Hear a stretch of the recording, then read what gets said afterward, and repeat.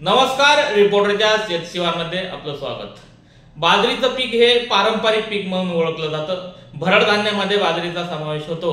गेल्या काही वर्षापासून मात्र राज्यात बाजरीचा पेरा दिवसेंदिवस घटू लागला।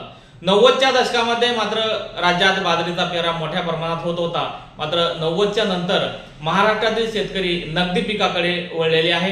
कापूस, सोयाबीन या पिकाची महाराष्ट्रात विशेष करून मराठवाड्यात मोठ्या प्रमाणात लागवड होऊ लागली। त्यामुळे बाजरीचं पीक पाठीमागे पडत गेलं। राज्यात यावर्षी 76,525 हेक्टरने बाजरीचं पीक घटलेलं आहे। यंदा 67% बाजरीचा पेरा घटलेला आहे, जे की गेल्या वर्षी 81% बाजरीचा पेरा झालेला होता। यंदा 3,24,572 हेक्टरवर बाजरीची पेरणी झाली, तर गेल्या वर्षी 4,03,520 हेक्टरमध्ये बाजरीची पेरणी झालेली होती। राज्यातल्या नाशिक, धुळे, नंदुरबार, जळगाव, अहिल्यानगर, पुणे, सोलापूर, सातारा, सांगली, छत्रपती संभाजीनगर, जालना, बीड या जिल्ह्यामध्ये काही प्रमाणातच बाजरीचा पेरा होत आहे, तर मराठवाड्यातल्या बीड, जालना, छत्रपती संभाजीनगर या जिल्ह्यामध्ये बाजरीचा पेरा अधिक होत होता।